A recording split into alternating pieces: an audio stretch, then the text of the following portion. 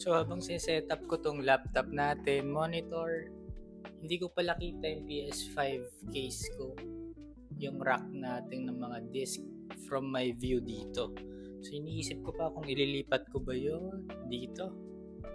We'll see.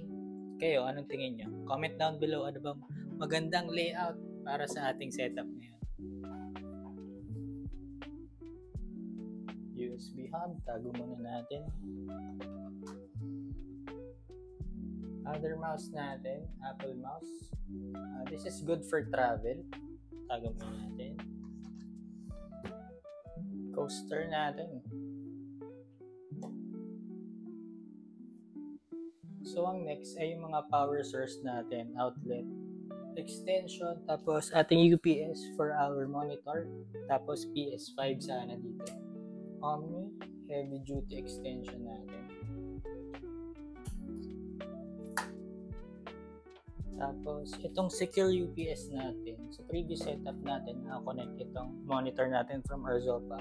Tapos PS5 natin, tapos hindi makorrupt yung PS5 files natin. I-check ko pa paano natin i-layout, sa table ba or sa baba. Power supply ni Arzopa.